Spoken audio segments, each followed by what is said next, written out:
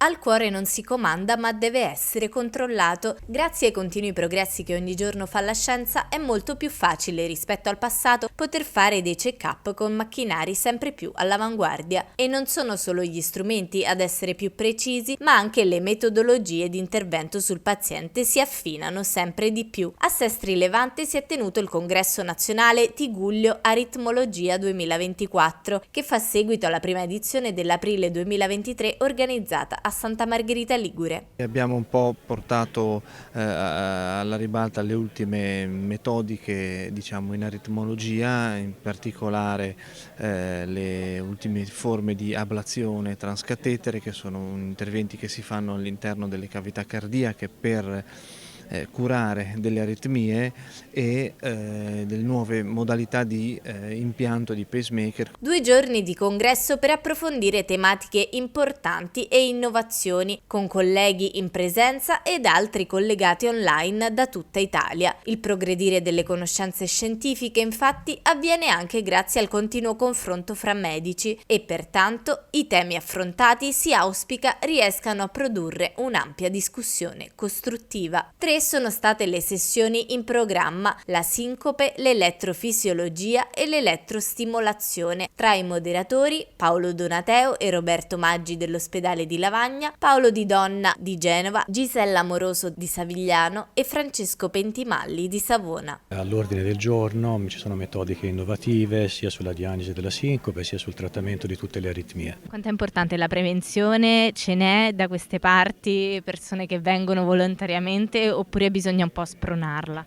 Assolutamente spronarle, non c'è ancora tanto la cultura della prevenzione, invece è fondamentale, ma anche nella cardiopatia ischemica, non soltanto nel campo delle malattie aritmiche.